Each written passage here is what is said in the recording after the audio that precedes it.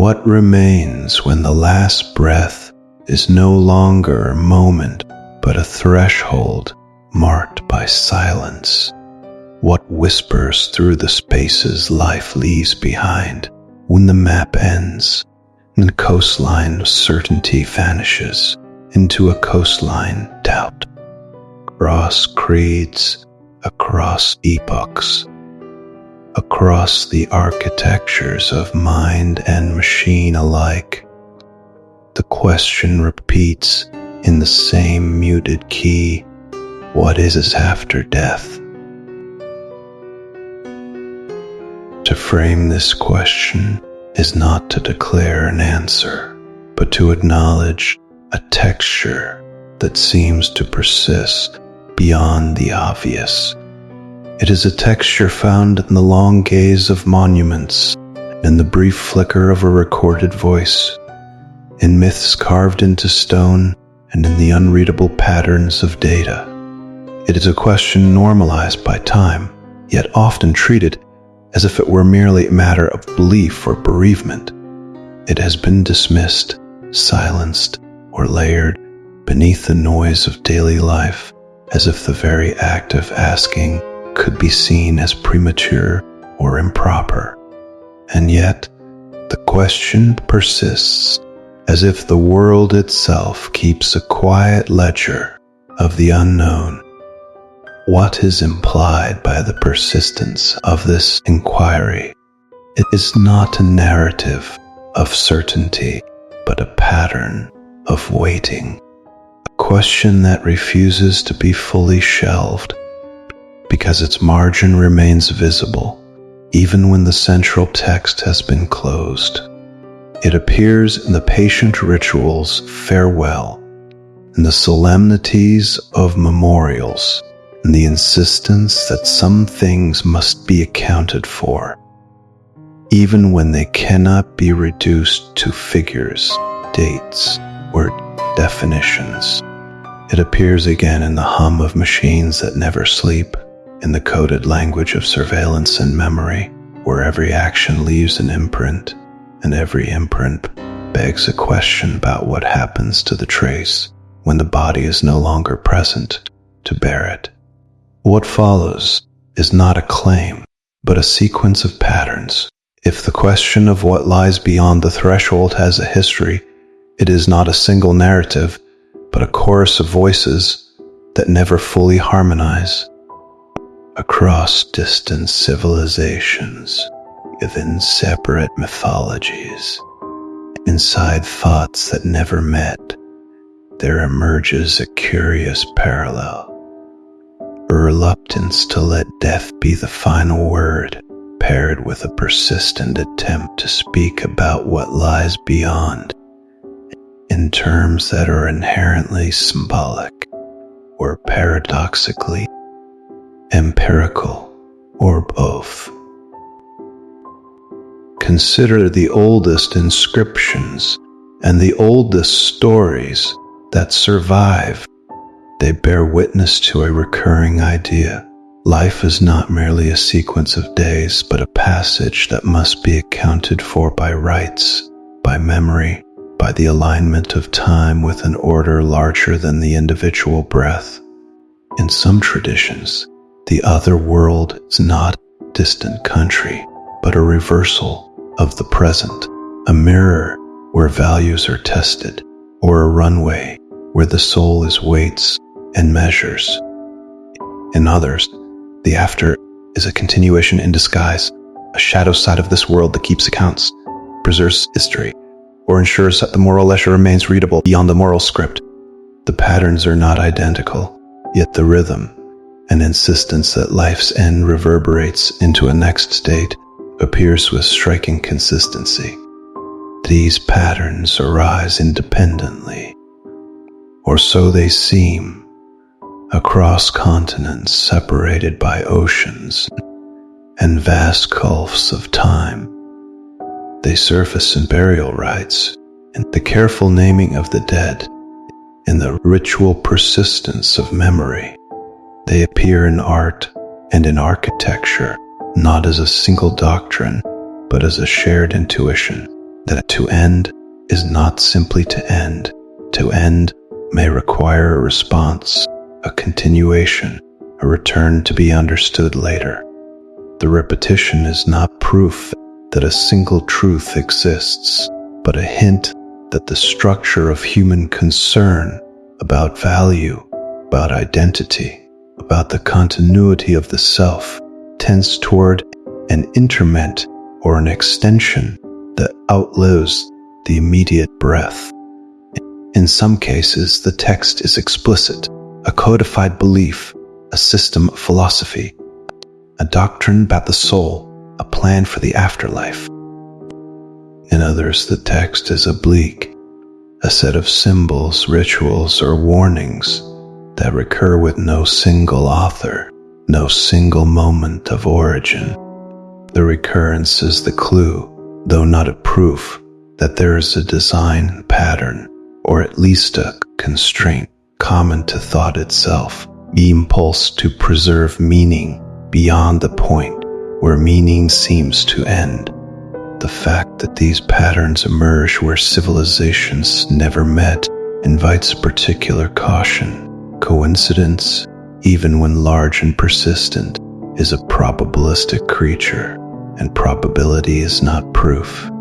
Yet the density of the coincidence, the way it clusters around the same motif from age to age, acts as a kind of indirect signal, a statistical unease that invites the mind to linger, to test the edges of explanation, rather than to push them away.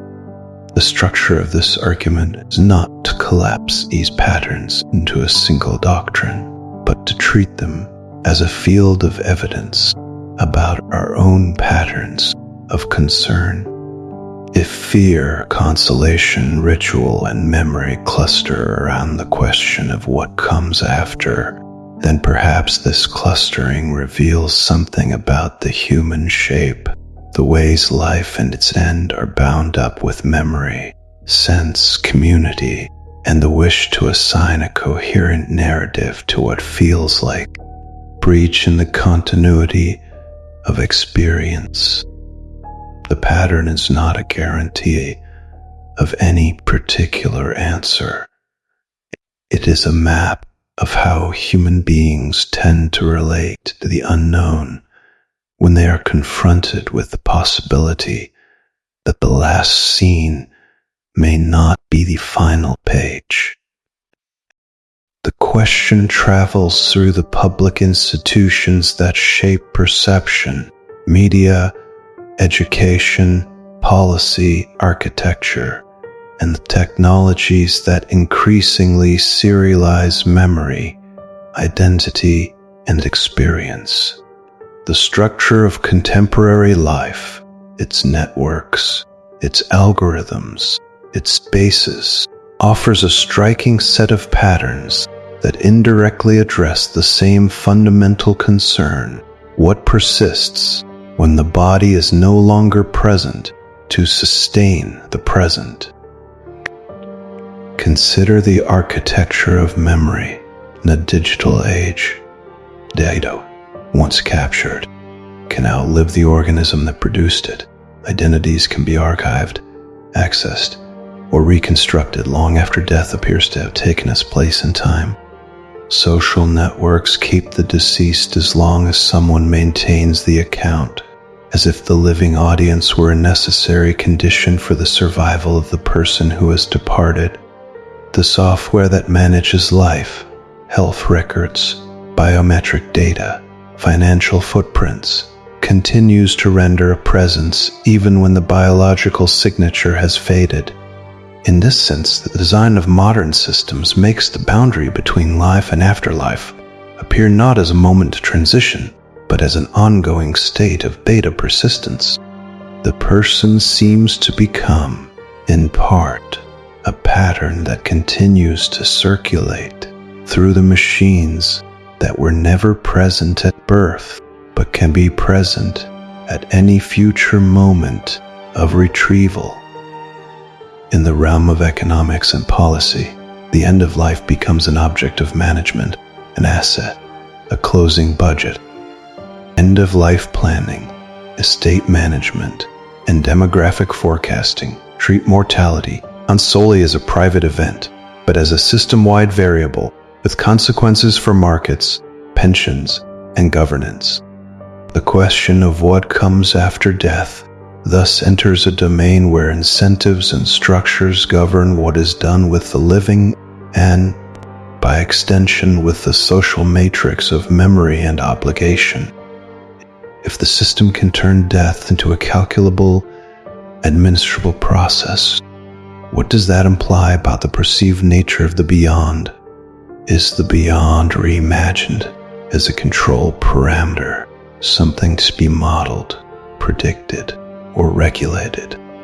Or is the attempt to manage death simply a mirror of a more ancient longing to maintain a sense of continuity in a world governed by change?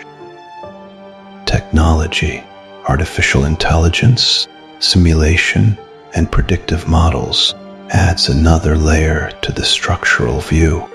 When human experience can be replicated, predicted, or modeled, the boundary between life and afterlife begins to blur in unsettling ways.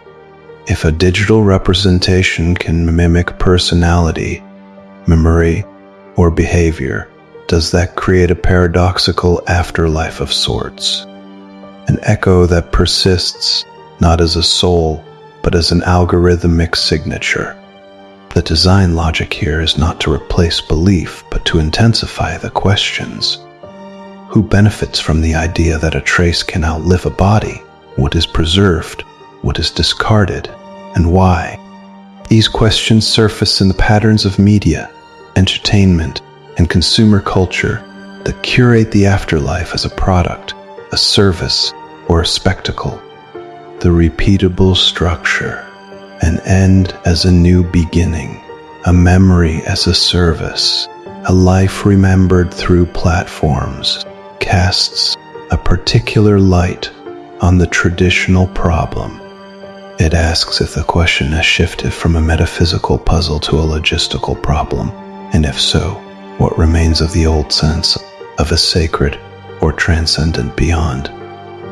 The structural design of public space, cities, monuments, and the slow choreography of time in the built environment offers another lens. The way a city preserves its dead through cemeteries, chapels, or commemorative streets is a practice that embodies a belief in continuity. Yet the same urban logic also suggests secular ritual, the repetition of dedication ceremonies, the perpetual maintenance of memory through plaques and inscribed dates, the way skyline or a park can become a repository of collective memory. Here, the architecture of memory is not a mere backdrop. It becomes an active participant in the ongoing negotiation with what lies beyond. If the design of spaces can encourage a sense that the beyond is co-constructed by communities and infrastructures, then we are confronted with a question about intentionality.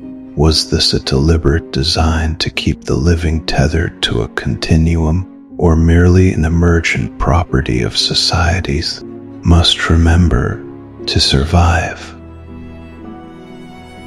The media ecosystem, news, entertainment, social platforms also reinforces or amplifies this core theme. The narrative formats, episodic rhythms, and the attention economy create a durable pattern around life, death, and what might come after. The structure of storytelling, cliffhangers, sequels, memorialized legacies carries an implicit invitation to consume the idea of continuity as a sustained attention object. The psychological effect is subtle but measurable. The mind grows accustomed to the idea that the beyond is not an abrupt frontier, but a stage in an ongoing dramaturgy. The question, once again, is not whether death is real or imagined, but how the design of modern systems shapes our capacity to imagine what lies beyond. In all these domains, the central question remains unsettled, because the design serves a function to hold space for the unknown that is not entirely privatized, but is embedded in the patterns we use to organize life. Was this an unintended consequence of complex systems polishing their own logic? Or was there a more deliberate drift toward a world in which the beyond can be calculated, archived again, or manufactured as a product of memory? The analysis remains cold and careful, a scrutiny of what is built and what it does to our sense of possibility, not a proclamation about what is true or false. To approach the question in a manner that avoids its narrative certainty, consider a chorus of anonymous statements stripped of identifiable provenance, offered as symptoms rather than as evidence. These testimonials are not the proof of what happens after death. They are data points in a broader pattern that suggests shared structure of experience. Confronted with mortality, they are deliberately presented without names, places, or verifiable origins, so that the focus remains on recurring qualities rather than on individual lives.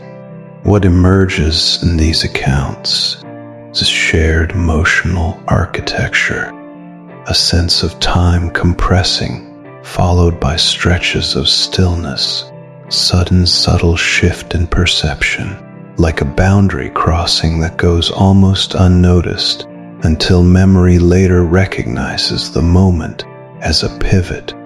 Several voices describe a moment of quiet, but not of nothingness, a possibility of continuity that does not conform to the language of science, nor to the stories most cultures have told about where the self goes.